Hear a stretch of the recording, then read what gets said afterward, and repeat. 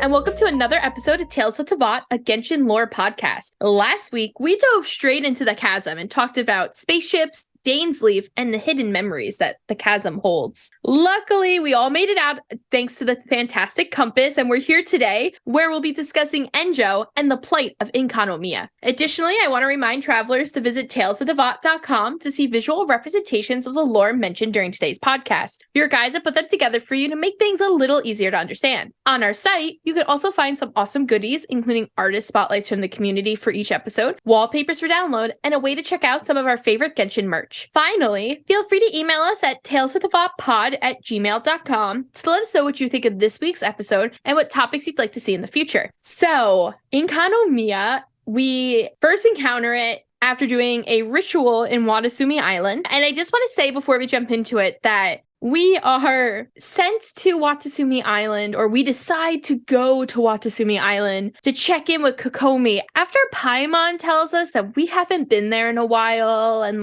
we should go check in. Why does Paimon always know when shit is going on? Isn't it a little peculiar? I mean, why does Paimon never tell us anything about her past? And I don't understand why we don't ask her about it. I'm sorry, who are you again? And why am I following you around, and how do you know all of this stuff? Exactly.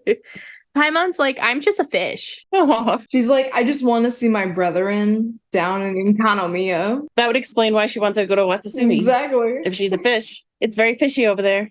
She's like, Kokomi is actually my sister. I am here to vibe. After last episode where we talked about the Seelies being divine envoys and everything coming from Celestia, I'm fully back on board with the Paimon is a Seelie theory. Oh no. Just want you all to know. Yeah, I think she's a Seelie. What if Paimon was the daughter of the goddess of flowers? Maybe. Or is the mini version, you know how we keep talking about how Paimon might be the condensed version of the time god? Maybe she's the condensed version of the goddess of flowers. Although people think it's Kaveh. I'm down for that. I would be down for that because a lot of people are like, I'll hate them as the reincarnation of King Deshret. And I'm like, I'm all for this.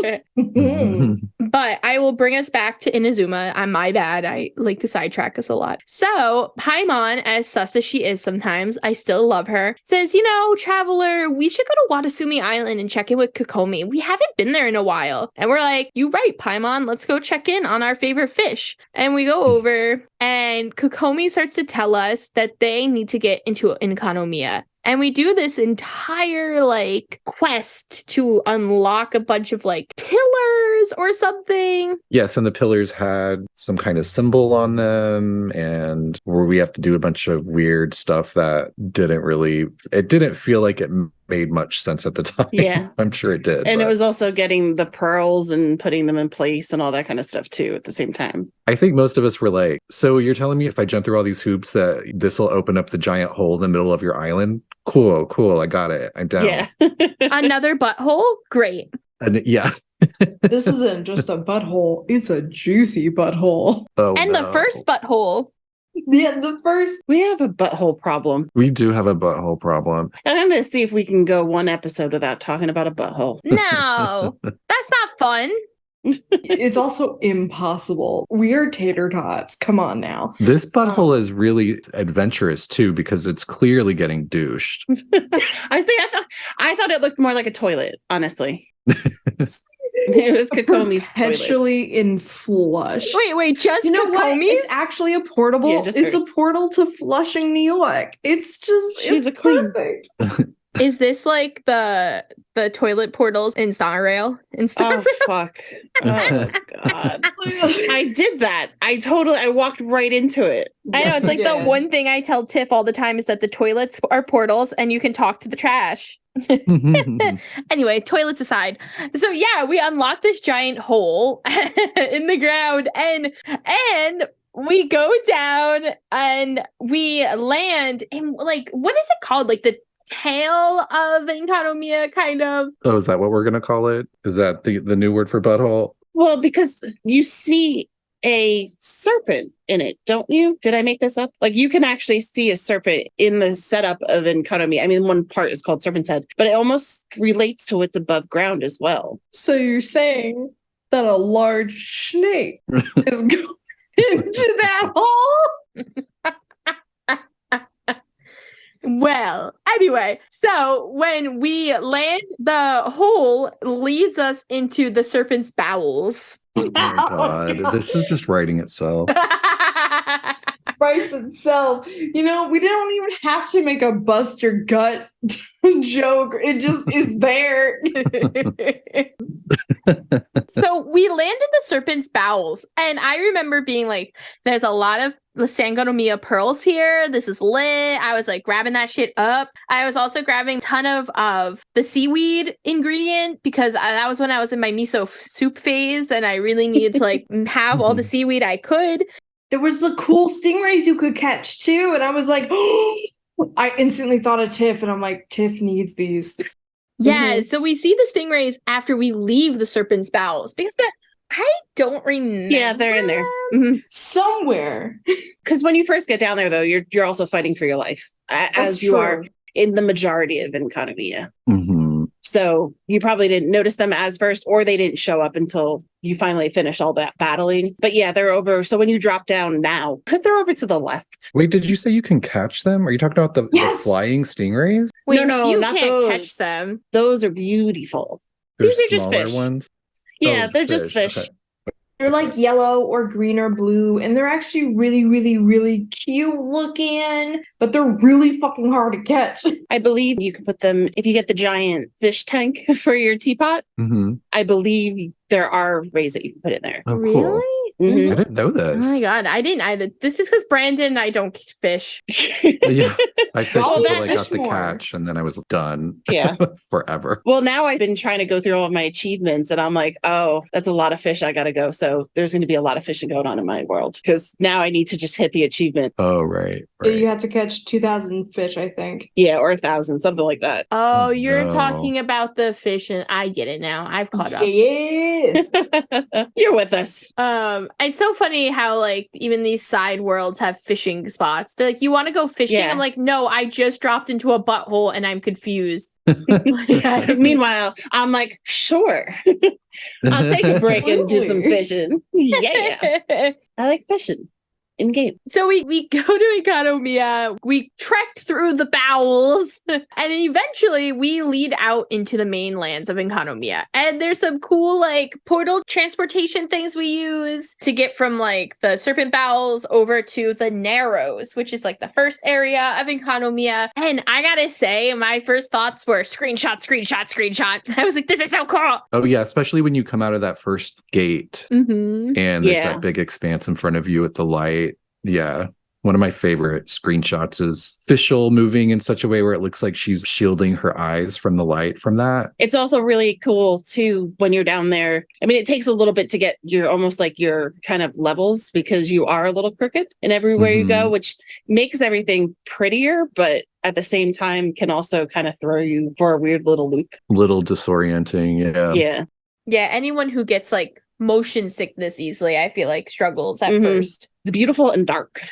And what's interesting too, when you like look out into that expanse that Brandon mentioned, everything is floating. Like nothing is solidly attached to ground. We are just floating midair. And you can like do a dive attack and you just keep going for a while. Which is so like the physics of this is so bizarre. Like, Yeah. are we at the core of the planet? Is that what's supposed to be happening? And why is there a water tunnel that goes down? Yeah. Where does the water go? Or is this a sea quanta? Oh, Jesus. Oh no, already. Or it could just be like, you know how it's not the sea quanta, but they reference another type of sea. The dark sea The or whatever dark it's called. sea. Yeah. Maybe this is where it's resting. Because you're right. Where is this water going to? There's obviously some form of gravity. It actually makes a lot of sense for it to be the Sea of Quanta. I don't want to get too deep into it, but that the way that's described in Honkai Impact is that it's sort of like the overflow of different worlds and the energy that's sort of running off of each world. It pools into one big glop. Hey, did you guys know that you can go fishing in Enkanomiya? I will say, I actually like the idea that it could be the Dark Sea, because we kind of talked about the Dark Sea being outside of the normal realm of like the Seven, and the Dark Sea being maybe a place where like the Sealies originated. And when we did our Moon Princesses episode, we did talk about the fact that in Enkanomiya, the Sealy courts aren't broken. So it makes sense if like when the Sealies were kind of like not allowed in Teyvat anymore, because they were probably those envoys to Celestia and everything, Right. that they went back to their original homeland underwater. Well, there's several other places where their statues aren't dilapidated or like, in ruins, which is also the chasm, and parts of the desert, they aren't disheveled, if you will. So that could just be due to, I was about to say due to environment. And like in some like in Enkanomiya and the chasm, that makes sense, but not the desert, because sand is fucking vicious. Well, I think in the desert, it's more so the goddess of flowers protecting them, but I think that since they got exiled at the same time that Enkanomiya fell into the sea, that makes sense for Enkanomiya. And then for the chasm and the desert, I would guess that those are some of the older places where maybe there were some Sealies that survived a little bit. That's my theory on that. I like that. I like that a lot. Well, the one thing we keep mentioning a little bit, and I'm sure we'll get a further into, is Enkanomiya is underground. Enkanomiya falls into the sea. There's a time when it's not. There's a time when there's people there. There's time when people fall in and they're trapped. There's a lot of physics in this entire thing that gets me so brain marbled. So while we go through this, kind of starting from where these people kind of started, we have to just kind of make that point for people like me who need the little bit of help of, we're talking about Enkanomiya at one point that was still not Watasumi Island, but it still wasn't all the way down into the depths and like dark and stuff too. Why don't we jump into the actual history of Enkanomiya and where the original origins of it were? Because I think that's a great point, Tiff, and it's very confusing. I mean, I remember when Enkanomiya even came out being like, why do I have to go through a hole? What is going on? Like, so Enkanomiya was originally in the elemental realm, right? That's the human realm? Yes, the light/elemental realm, which was in sync with the human realm. So Enkanomiya was once there. And as a lot of travelers may remember, there was a primordial god already here in Teyvat.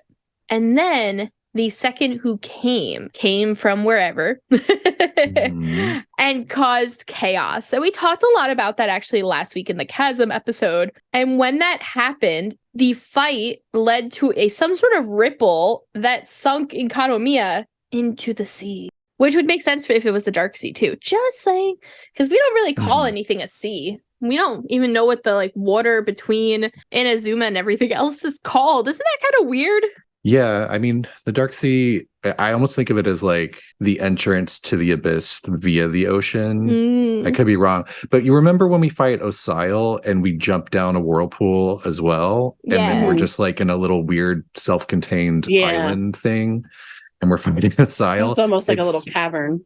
Yeah. So it's like, what is it that's making these whirlpools tunnel all the way down to the bottom of the sea? Or in the case of Enkanomiya, it's even deeper than that. So it makes me think that there are entrances to the abyss in the ocean. I definitely think that's a great point. It's very confusing. Like you said, the physics, Tiff, are very confusing of Enkanomiya as a whole. So when Enkanomiya gets sunk into the ground, most of the gods of Teyvat, because remember, there are a ton of gods around at this point. This is pre-Archon War. Totally forget about Enkanomiya, except for Istaroth, who is the time god. Yes, the time god and one of the four shades of the primordial one. And I think what's really interesting, though, is that they don't call Istaroth, right? Like, they have a different secret name for Istaroth. Yes, they call Istaroth Kairos, Kairos, or the ruler of the unchanging world. And they said that they dare not speak her true secret name. So it's kind of like, why is it secret? That's weird. But yeah, when they sunk into to the sea, Kairos was the only god that would go and check in on them and sort of communicate with them. And as we know, back when the primordial one was around, before the second who came,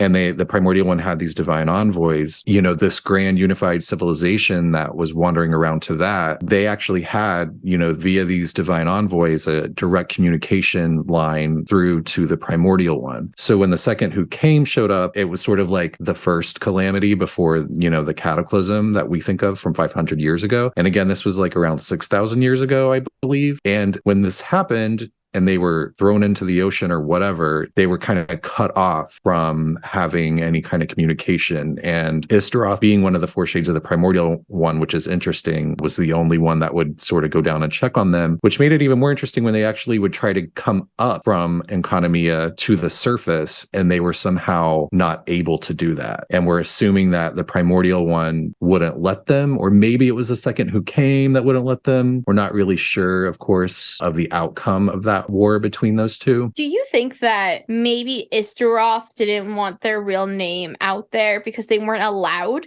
to go down and visit Enkanomiya? Like maybe the primordial one was like, F them, don't go visit. And then Istaroth was kind of going against what the primordial one wanted. And maybe that's why it was such a secret, more so protecting Istaroth. So one thing I'm not clear on is when the primordial one splits herself into four shades, is one of those shades still like the main version? Because to me, it seems like there would be three other shades. Like maybe now they're all fighting with each other or debating on how to handle things. So maybe Istaroth is at odds with the other three shades. Because there's a lot of Greek, usually when there's that like splitting of four, the original is still there, but the four are given the powers to kind of just do what the original did. Not necessarily like a retirement, but kind of. Oh, is that like a common thing in Greek mythology of like splitting like that? In some sense. Oh, that's interesting. I don't know as much about that kind of stuff that I wish I did.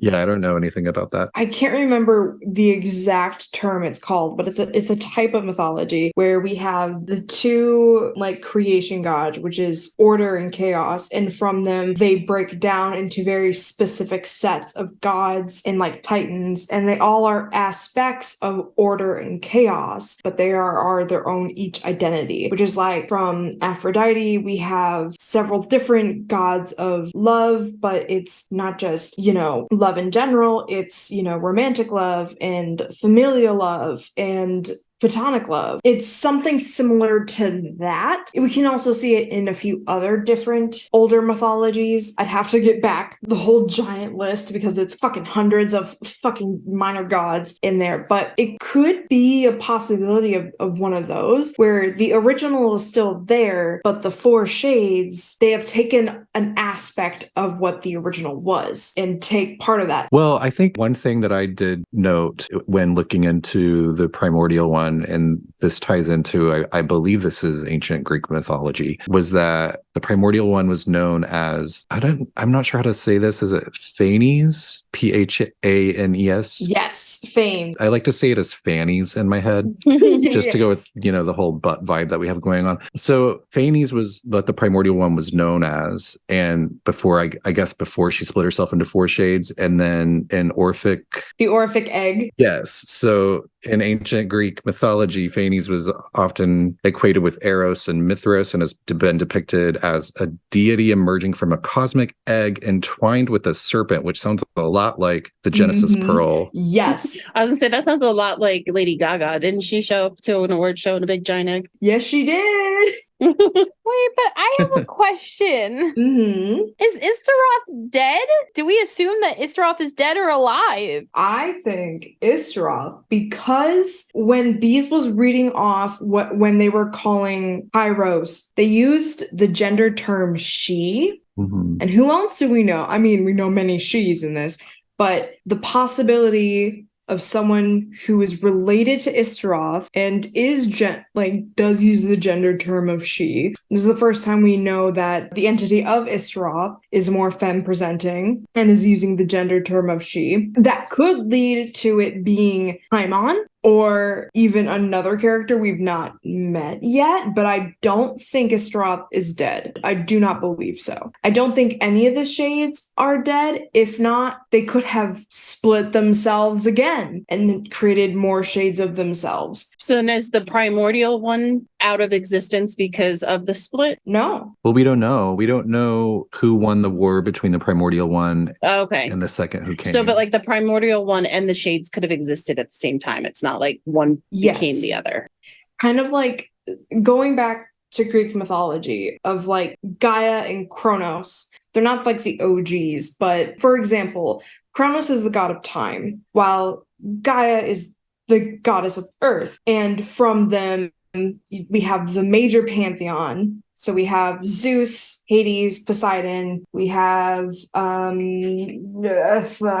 forget everyone except the top 3 brothers because of Lore Olympus right now. But they all become an aspect of like time and of earth. So Zeus is of sky, Hades is of the underworld, which is part of time but also of the earth. Poseidon is of the sea. So you can kind of see how it kind of breaks down categorically. It kind of follows a very similar way as to how, oh God, which Greek philosopher did this? How humans almost strangely in and of ourselves always want to categorize things and place things specifically. And in a way, the entirety of the Greek pantheon and the Greek mythos, when it looks at the family tree, is kind of that specific categorization. Getting way too sidetracked here. Sorry about that. No. I actually think it's interesting. I have this weird thought that like Astaroth is dead personally. Aww. And the reason I say that is some of the Venti lore. I don't remember if Venti says anything specifically about Astaroth being dead, but I just have this feeling that like Astaroth isn't there for Venti anymore. And it would make sense because Astaroth does stop visiting Enkanomiya, right? Like Astaroth kind of goes MIA at one point, and that's when the Sun Children take over, possibly? The demon spawn. I don't know. Does it say that for sure? I know that they explain that Kairos was the only ruler who had not forsaken them. Yeah, because Astaroth, aka Kairos, gave the knowledge to, I can't remember who, but gave the knowledge that ended up giving Koshi the knowledge to create the Helios, aka the sun. Another Greek reference, aka Helios, the sun god, which is very similar to the story of a certain titan that gave fire to humans. There's a lot of weird mythology happening that seems to overlap other areas of to that, which I thought was strange. Oh, also, before we go more into that, Beanie, I just realized that you mentioned before that there were a lot of gods around, and according to Enjou, during one of the world quests, he actually specifically says that the book series that is set before Sun and Moon, which is before they fix, the sun chariot down in Enkanomiya, he said that back then that no gods walked the earth and the whole land belonged to a single civilization. So that unified civilization that we're always talking about, according to Enjou, and according, I guess, to this unified civilization, or at least the Enkanomiya branch of it, that there were no gods walking the earth yet. I'm thinking that they might have gained their powers or something sometime after that first calamity 6,000 years ago. So is it like the idea that the second who came kind of is the one who led other gods to the planet, like to Teyvat? Possibly, yeah. Like, originally it was just like the primordial one and the 4 shades kind of vibing around, and then... And their Seelies guiding the new humans, and then the second who came shows up. They basically start letting everyone know that the world is fake, and all the humans are like, what the hell? And the primordial one's like, no, we're not doing this. And then all hell breaks loose. So there's this theory in anthropology and religious studies that as humans become, I say this quote unquote because I don't agree with the term, become more civilized, the less necessity on spiritual figures like gods become, a thing. So the idea that there were no gods that walked the earth when it was all a united civilization is kind of interesting. And then when that united civilization fell, and we're assuming that everyone is broken off into smaller, like locales, we have a bunch of different gods happening. We see all these gods slowly die off. Now it's just the 7 archons. Mm-hmm. So maybe it's kind of coming to that, because there's the theory of, at least in human history, it goes animism, which is the idea of looking to nature and seeing spirits and gods within nature, because that's what you're dealing with the majority of the time, to polytheism, many gods, monotheism, one god, to the possibility of atheism, which the idea of no gods. So it could even be a reference to that, which I thought was kind of interesting. That is. And I also want to say, we've been bringing up a lot of Greek lore, and I think we are going to continue to bring up a lot of Greek lore throughout this episode for our travelers, just as a heads up. But I really find that the Greek lore connection is so interesting because, as you've mentioned a lot in the past, Al, Celestia seems to have a lot of Greek influence. So it's interesting that Enkanomiya, which was possibly part of this first, what did you call it, Brandon? The first, like, unified civilization. Thank you. The first unified I can't even fucking say it. The first unified civilization might have all had like Greek origins and like, not, well, you know what I mean, celestial Greek, whatever you want to call it, celestial origins and designs. And I just think that is so cool that it was a connection I didn't have before we started doing this episode, was that, hey, maybe Celestia actually really influenced the world, which would also make sense. I know I always call it the Thousand Winds Temple and the Thousand Winds Temple extension site over in Mondstadt, but that also is very Greek. It's very like Colosseum style, which I guess might be more Roman, right? But whatever, they're so similar, and all the history buffs are gonna be like, I'm not gonna lie, looking at certain structures in Enkanomiya, it reminds me a lot of Greek plazas, but a lot of the artwork is very Celtic in design. There's a lot of knot work, which is very interesting because it reminds me of Druids. But maybe if I looked a little bit deeper at the Hellenistic age and looking a bit more at the architecture in like early Greek or even like Macedonia, we might find a bit more of a connection. I'm getting more of that feel now that you point that out. But let's go back a little bit to Enkanomiya. So we were talking about Istaroth, aka Kairos. We mentioned that, Kairos is a Greek word. It typically means something along the lines of like the right or like an opportune moment. And it also can mean like weather or time, which I also think is interesting since we can adjust the weather in Sumeru in certain parts because of the Aranaras. So I wonder if there is like a connection to Sumeru and like the Aranaras to Istaroth too. I'm not really sure. But Istaroth, I don't remember. We were kind of getting here just now. Does Istaroth disappear, or do the Sun Children slowly start to take over while Istaroth is still around? Maybe they ate him. Oh, Tiff! Cannibalism. I like it. Kids are weird. Maybe that's why Paimon's so obsessed with food. Maybe they just used her as a flashlight, because when they first sunk, there were 3 years of darkness in Enkanomiya. The whole group of people in Enkanomiya lived in complete darkness for 3 years, which is a long time to be living in the dark. And then 1 year after that was the year of sight, or the first year of sun and moon. And they talk about Helios, or the divine chariot of the sun, finally being completed. And that's when the White Night came and the Evernight was banished and the years of the sun and moon began. And I thought that was really strange, because we just talked again about this whole myth of this chariot of the sun, or the solar chariot, along with, we've also talked in past episodes about the moon sisters being in a lunar chariot. And so it's strange to me that they're plunged into darkness, and that 4 years later they finish creating a new sun chariot, and they're actually using that same sort of myth that I would assume is taking place on the surface, because we know that that's how they saw things on the surface, and that, around 2000 to 2600 years ago, that there's this myth of the star that fell and created the chasm lifting back up and like leaping back into the sky after it was repaired, and that was the sun chariot. So it seems like whatever that technology was also given to Enkanomiya and I don't know if you were saying that Istaroth is the one who gave them that, maybe? Yeah, I'm gonna butcher the fuck out of the name, but Istaroth gave knowledge to Araku no Mikoto, who then gave that knowledge to Mikoshi, who then made Helios. The Dainichi Mikoshi, right? Yes. It almost sounds like Istaroth, was feeling sorry for these suckers down in the dark.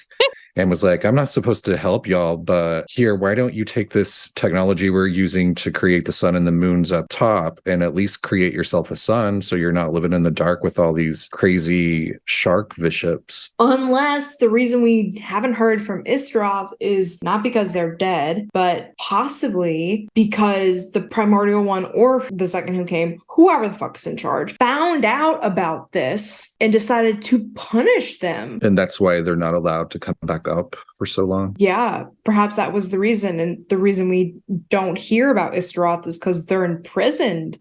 Definitely possible. I also feel like Istaroth could have say the primordial one is dead, which we don't really know, but let's say the primordial one is dead.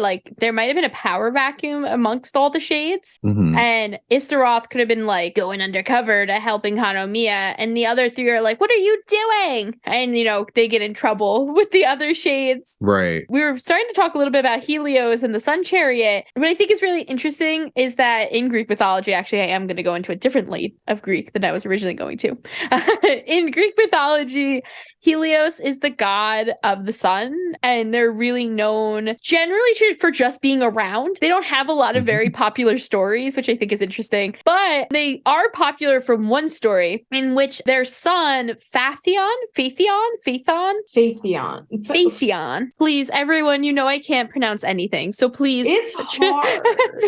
So Phaethon goes up to his dad and is like, "Ayo, dad, you're the son. I got a favor to ask you." And Helios is like, "Whatever you want, my son. I got you, boo." And then Phaethon is like, "All right, I want to drive your 4-horse fiery chariot across the sky." Oh, I remember this. Oh, no. And Helios is like, but Helios already agreed. So Helios got no choice. So Helios lets his son, despite explaining the fact that it was very dangerous, that he shouldn't do it, blah, blah, blah. His son was like, "Nah, dad, you said I could, so I'm going to do it." And he goes, and it was a disaster. It was such a disaster that Zeus struck down his son.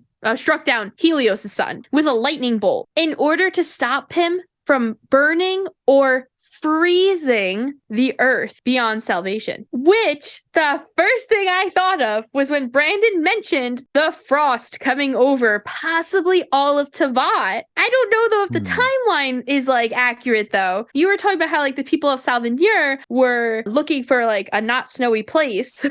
And we had talked a little bit last week about that.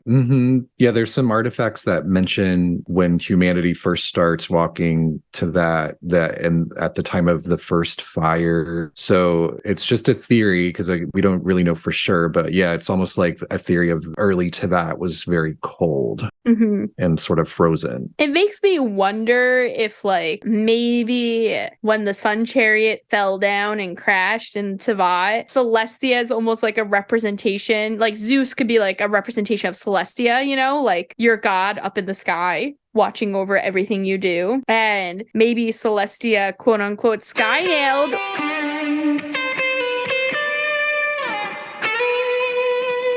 or struck down people. I don't know. It's kind of a stretch, but I feel like there's somehow that connect. And I feel like if you don't throw in the fact that Enkanomiya calls their sun chariot Helios, it would not connect at all, which is again fuck Hoyoverse. We're bringing so much Greek mythology into this shit.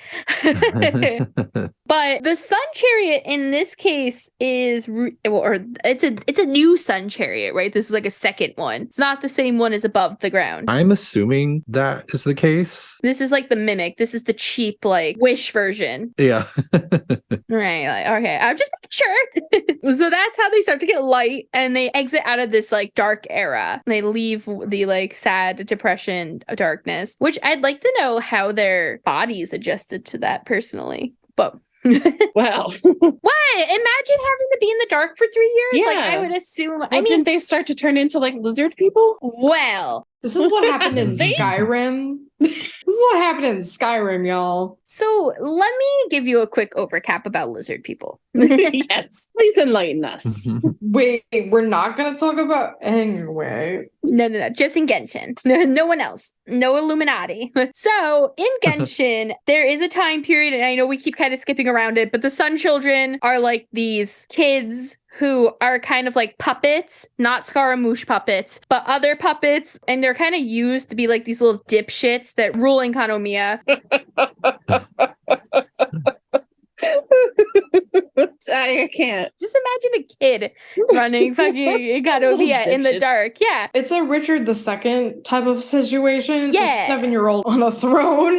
It's multiple 7-year-olds on the throne too. Even worse. Which, ironically, the number 7 comes up a lot. In the symbology of 7 is known as perfection, but also as a way to commune with God. I honestly just imagine, like, you know, the Haribo gummy commercials where all the kids are just like CEOs sitting around the table. And I like the berry. that's how I imagine the Sun Children managing Enkanomiya. Someone's like, I don't like the red one. They're like, die, push them off the ledge into the unknown, go. Anyway, when the Sun Children are ruling, the Archon War actually happens above ground, not in Enkanomiya. And after the Archon War, Orabashi flees to Enkanomiya. He's injured. He does not want to be there anymore. I don't blame him. Can you just remind everybody who Orabashi is? Yes, of course. Orabashi is a snake god. I went to make a snake noise, but I did not do that. Orabashi was actually severely injured during the Archon War, but he was one of the gods, not an Archon, but a god. Remember, an Archon is the 7 who came out on top after the Archon War. The other people are just gods. There's a lot of gods out there. Other people and creatures, I should say. So Orabashi, the snake god, he gets scared and he goes underground to Enkanomiya, and he's kind of hiding. And a child, not a sun child, and not child with an E, a regular old child living in Enkanomiya, finds Orabashi and quite literally goes up to Orabashi and is like, you should like be our god. And Orabashi's like, yeah, that's a great idea, actually. Cool. And Orabashi abolishes the Sun Children. He's like, this is a terrible idea.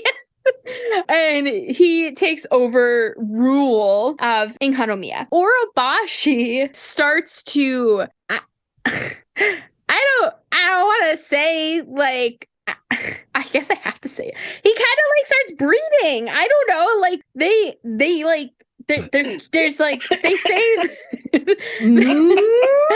is that, Phoenix? What are you trying to tell us? Was a snake breeding? You know what? Can you explain this a little bit more, Amanda? I'm not sure I follow. When one snake and another snake, after they brewmate, I want to hear Fiend say it. They be fucking. Yes, exactly. Thank you, Al. So at one point we have this event called the Three Realms Gateway Offering event, and it's an event, and we go down there. And I think one of the coolest things that comes out of that event is that we learn that Enkanomiya is this guidance area to some of the other realms. And so we meet this shrine maiden in Enkanomiya named Sumi, and Sumi wears a mask. And we are told kind of through whispers of other people in Enkanomiya, this is post us unlocking Enkanomiya, it's like a whole separate quest, that she has like lizard eyes and snake pupils. And later on, we go back to Kokomi and we tell Kokomi that we met Sumi and like how crazy it is. And Kokomi says that Sumi is likely the last vessel of Watasumi, which is a race of human and snake hybrids. And they are considered familiars of Orabashi. So I don't know, maybe they weren't necessarily breeding, but they were at least familiars. And I know familiars as Salem from Sabrina the Teenage Witch. So I don't know if like somehow, you know, maybe that is how evolution took over down there when it was dark and they started to become like these lizardy people. I mean, some snakes can do parthenogenesis. There's one thing to keep in mind, though, which you find out within the book Before Sun and Moon, which is that there were quote unquote people of the 7 sovereigns. So when the 7 sovereigns battled the primordial one and lost, the primordial one started being like, I'm going to prepare this world for humans. And there were quote unquote people of the 7 sovereigns that rejected this, and there were also dragon type creatures or just dragons that rejected this as well, and so they fled and took refuge in the oceans. So this is sort of where, you know, you get the Dragonaires and the bishops of Enkanomiya, where they were sort of like going all Gollum down in the depths of the sea, because they knew that they were going to get smacked down by the primordial one if they tried to go up and be a part of the surface, which makes a lot of sense because Orabashi being in the sea, we know Osile is in the ocean. What is the Dragonair again? The Dragonaires of the depths. So those would be the bishops. Not the Vishyams. The bishops, however you say it. I've been learning that all my favorite words are wrong. So I'm mad. But it's actually funny that you say that, Brandon, because when Orabashi took like the people of Enkanomiya in, he actually found a book called Before Sun and Moon. And as most people know, Before Sun and Moon is a super fucking important book in this game. That book has a written history of the world that Celestia wanted to conceal. So this is the time before Celestia, right? But when Orabashi heard about this book, he also heard at the time that there was a prophecy that said that like the dragon of water, you know, which is one of our original 7 sovereigns, might be reincarnated as a human. Orabashi was like, I finally got my piece down here. I finally am my equivalent of an archon ruling over Enkanomiya. I am not having this shit get fucked up. And he bans the book. And then he personally starts to experiment on the Dragonairs, aka the Vishaps, in order to try to better understand like their abilities. And he's hoping through these experiments, which I would love to know how Orabashi the snake did this, but whatever. Through these experiments was really hoping to find out how he could prevent the return of the dragon of water. And so on the last day that the people of Enkanomiya were living in Enkanomiya, prior to them rising up finally through the water and through the sea into what we know now as Watasumi Island, Kanria came in, and Kanria was like on a mission to find Before Sun and Moon, the book. And we don't know what happened to the book. Do we find the book in the Enjou storyline? Yeah, we get it, don't we? I thought so. I want to double check, but I think so. Did we ever get to read it? Yeah. We did read it? Yeah, we do. Mm-hmm. Why do I feel like I didn't read it? I'm dumb, basically, is what it comes down to. It is handed in at the end of the subquest collection of Dragons and Snakes, after which it can be interacted with to unlock Volume 2 in the Byakuya-koku collection. So I guess it's at the, however you say it, Byakuya-koku collection. Oh, so we have to like find it type of thing. I think it's like Volume 2 of that collection. So it'd be in like our archive. But when Kanria comes in, Antigonus, who's like one of the people protecting Enkanomiya, he actually fights and he gets critically injured and dies, and RIP as per usual in this game. And he's able to actually keep Kanria from getting this book, which I found really interesting, like that Enkanomiya was able to protect the book from Kanria, which was like a huge threat to Celestia. Yeah, that is odd. Like, why wouldn't they take the same side? Yeah, exactly. Considering they were forsaken for thousands of years.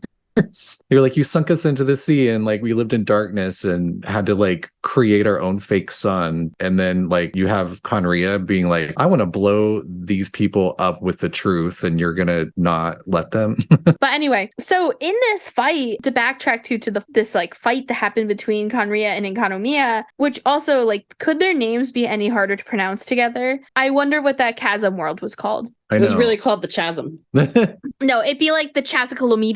Like, like yeah, I couldn't have a media. Yeah, it's like the encyclopedia. But Orabashi dies, and I don't 100% remember if Orabashi is killed or sacrifices themselves, but Orabashi's death brings about the bloodstained coral. And the bloodstained coral is the really pretty pink stuff we see in Watasumi Island. And it created an exit way for the people of Enkanomiya. And the people of Enkanomiya fled and finally were not underground. And they lived in Watasumi Island, which is super fucking weird. Is that not weird to think about? That like the people of Watasumi Island are basically like totally different than the rest of Inazuma. It's not just that they were segregated because of the war against the Raiden Shogun. Like they really were like a whole different class of people. They fucked a giant ass snake. My God. Well, they worshipped Orabashi. And so, I mean, I could see that being, they were probably sort of ostracized because they didn't worship A and were instead worshiping this giant snake, which is, by the way, A killed Orabashi. Oh. So I could see them being at odds. You know, it makes sense why there's this war between Watatsumi and, you know, the rest of Inazuma. So then I have a question. Maybe someone can answer this because I've been kind of confused. I remembered this idea that A killed Orabashi, but then Orabashi died the same day of like this Kanria fight. So I guess I'm a little like confused. Like, was Orabashi originally just going to use his like living body to let the people of Enkanomiya out? And he happened to die because like A saw him? Like, do we know like how all those things are connected? So I guess when Orabashi discovered before Sun and Moon that because that was basically forbidden knowledge, both Orabashi and Watatsumi as a whole were found guilty. It says of 4 counts of profanity and 8 counts of deceiving living souls. And Orabashi was allowed to take all of their transgressions on itself and sacrifice itself so its people would be spared and taken under the rule of Celestia once again. Oh, that was nice of him. Oh, interesting. And then he left his head. Well, I mean, and then he didn't. Yeah, like I guess half of his body is sort of under the sea, like leading into Enkanomiya, and the other half is up on that island where his skeleton is. Yeah. It's so funny because he's basically poisoning people all over that island. Yeah.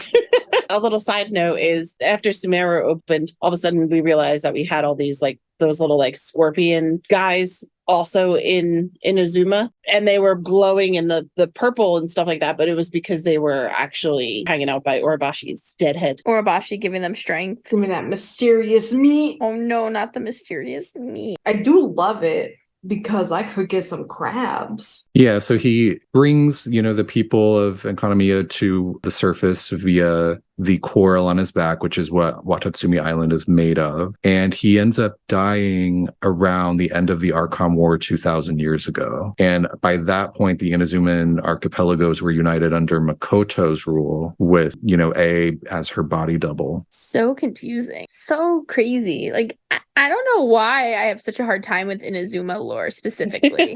Like, I don't get it. I think that this is probably a good point to get into the thing currently calling itself Enjou. I love that. It's in the wiki. It's the thing that's calling itself. Yeah, it changes throughout the quest. It's one of the funniest things. It changes, like it starts, of course, with the little question markies, and then it goes to Enjou, and then it's like the thing calling itself Enjou. I just love continuously. There's still a catty bitch the entire time, just catty as fuck. What is the one line they have with Paimon where they're like, "Well, yeah, they accused me of betraying them," and Paimon's like, "Well, blah, blah, blah, blah," and he goes, "Well, I did betray them." I did betray them. Fair is fair. It's like the number one clip when you like look up funny moments on TikTok from Genshin. It's always in them. Always. Half of it is from him. Let's be honest. So we meet Enjou in a human form. Dun dun dun. In a library in Enkanomiya. And by in a library, we mean in the remnants of a library in Enkanomiya. And he tells us that they are looking for these books, and we need to go off and find 5 books, I believe. Yes. Although I don't think that the 5 books are Enjou's, because I just did the 5 books and I had already finished Enjou. Oh, okay. So Enjou is separate from the books? So we had to go look for something. There was a book that we were getting for him, but it wasn't the 5 that we talked about with Yai. So then is Enjou looking for Sun and Moon? I think so. Yes. Yes.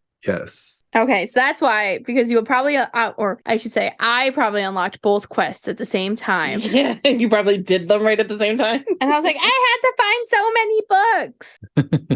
Meanwhile, last week. But so Enjou is looking for Sun and Moon, and we go off on a journey to help him find it. And I forget what exactly his like cover story is, but we want to help him. We think he's just like a cool guy. Yeah, like he's just stuck down there. He has a sense of humor, which he seems so self-aware compared to most characters in this game. Yeah, which I mean, honestly, probably should have been our first red flag for this game, right? Yeah. Right.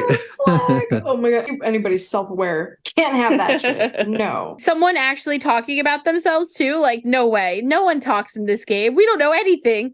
But he brings us along like part of the quest, like when we're first down in Enkanomiya too, just from the gameplay of like unlocking the Dainichi Mikosho and, you know, getting kind of our bearings around things, but he kind of follows us as we explore more and learn more from Enkanomiya. By the way, Before Sun and Moon was one of the 5 lost books. It was. Yeah. So what the fuck were we doing for Enjou? I think you have to get the books for Abrax. What did Enjou want from us then? What did that bitch need? Enjou did originally, when we first meet Enjou, he is there, you know, quote unquote, researching ancient texts.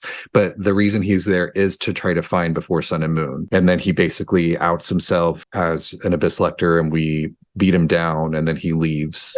So he never gets the book. But that is why he was originally there. And can we assume that Enjou is working for our sibling? I mean, he's an Abyss Yes. Lecter, so yeah. Well, no, because remember, there was that little video right before Sumeru came out, that teaser video, the one that sort of was recounting the different things you've done throughout Teyvat so far. Yes, it was one of the anniversary videos they put out for the 2-year anniversary. I mean, maybe I'm assuming, but I thought Enjou was the Abyss Lecter who was talking to your sibling, I think it was. because they had that sense of humor going Yeah. on. I would 100% agree. And they're like, oh, it seems like, because of course, in typical Genshin fashion, it's Lumine, that's the Abyss twin in the video. And Right.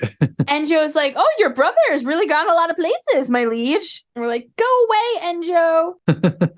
Like, we don't give a fuck. So Enjou really comes out of left field eventually and turns into this Lecter. I wasn't expecting it. Yeah, but we weren't expecting it, but we also knew something was happening simply just by the fact that they kept, every time he talked, they just kept changing his title. It's like slowly he was no longer just Enjou. It kind of makes me think that he's like a Ditto, you know, like the Pokemon Ditto. Yeah. Like, he can transform into anything. Like he reveals his true self and we're like, dude. He's like, what? You know? I know, he's so chill about it. He's like, what? Like, this is just me. Do you not like the true me? Yeah. The answer is no, Enjou. It's because you're a fucking Lector. And we end up fighting Enjou, but I don't think it comes to any, like, head of any sort. It's like, we fight him. He's kind of like, ha ha ha ha ha. You're great at fighting.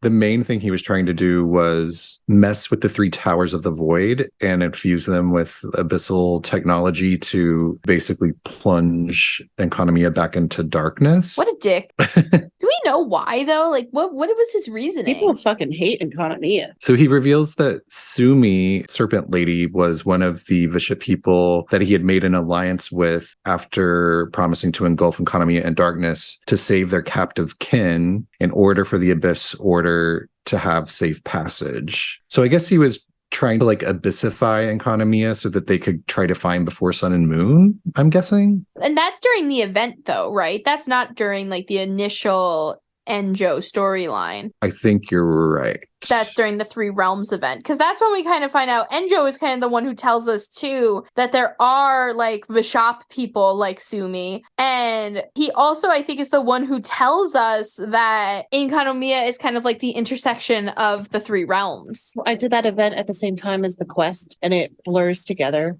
for me. I find that happens in a lot of them. Yeah, we were talking about that the other night, right? Mm-hmm. But I do think that it's very interesting that Enjou knows all this stuff too. It makes me very curious what our sibling knows. You know, what the Abyss knows. Why does the Abyss, like, why would it be easier for the Abyss to find the book too if it was like abyssified, like Brandon said? Like, does that mean they can use their powers? Abyssified. I mean, I could be wrong, but it seems like they were trying to get safe passage for the Abyss. No, yeah, you're definitely right. Yeah, I remember reading that. But anyway, so Enjou, just so everyone knows, is also like the best character in the whole game. Yeah. Like top tier, best character. And while we're back to talking about lizard people, is it theory time? Can I throw out a theory? It's always theory time. Yay! So I love Shang-Yun. I absolutely adore my little popsicle boy. And a lot of people, even pre-Enkanomiya, pointed out that Shang-Yun has snake pupil eyes. I don't know if you've ever taken a look at his eyes, but they snake-like. It's very weird. So after Enkanomiya came out, especially after this event with Enkanomiya came out with Sumi, people were like, oh, well, Sumi is a Vashop person and a snake person and a lizard person. Like, therefore, if Shang-Yun has snake eyes, he should also be a snake person. But then when Shenhe was released and it was showcased that Shenhe was related to Shang-Yun, there was a very large discourse in the fandom of Shang-Yun where there was a lot of back and forth because it's like, how can Shang-Yun be a Vashop person if Shenhe isn't? Because Shenhe's eyes are not lizard eyes at all. But at this point, not for nothing, they would be extreme descendants of Vashop people. So I feel like there's a possibility that they could be Vashop ancestors or great grandkids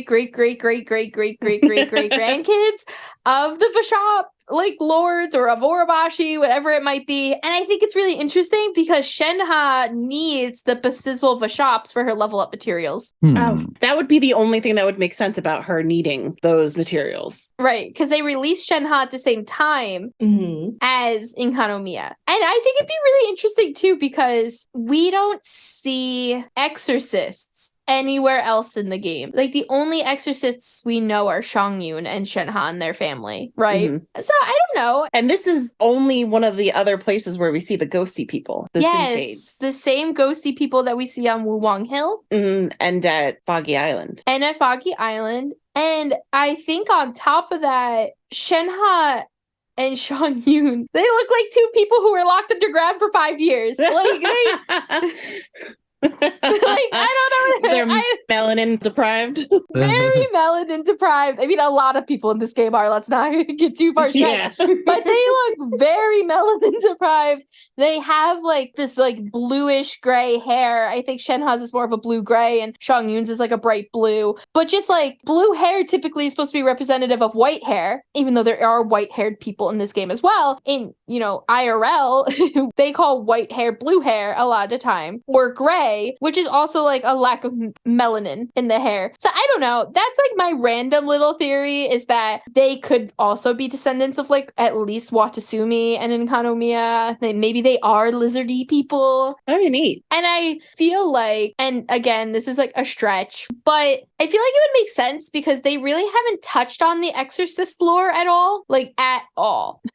Shang-Yun has a hangout where we barely find out anything about his family, why his yang energy is all fucked up. And for travelers who don't know, Shang-Yun's yang energy is all out of whack. Basically, you have yin and yang energy in you. His yang energy is all out of whack, which makes him much hotter than other people. He has a hotter body temperature, and he also he gets more hot-headed and more woohoo crazy much easier than everyone else. Which is why he's always eating his popsicles. Always eating his popsicles. It's also probably why he's a cryovision. There's a really awesome theory I think I brought up last season about the fact that Shang-Yun should have been, based on the ambitions, probably a pyro, but a pyro vision would have probably killed him. So I don't know, what the possibilities are. Also, it makes sense that they're lizard people and Shenhe was able to properly train as an adepti almost, she has more powers than I think Yao Yao or Zhangling, which have both kind of trained under adepti. I don't know how they got to Liyue. I don't know how that exorcist family got to Liyue, but I do feel that they are really maintaining a distance with their lore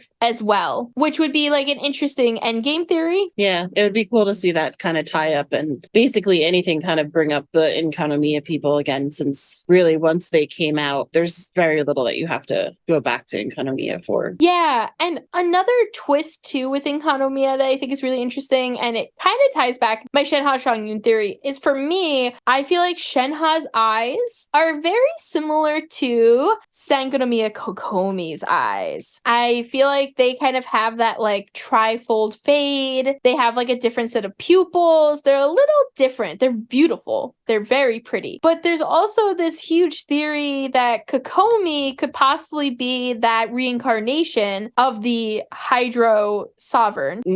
Because Kokomi is the high priestess of Watasumi Island, or the divine priestess of Watasumi Island. So it is assumed that she is Enkanomiyan, I'm assuming, right? Or of Enkanomiyan descent. Yeah, she's got to be.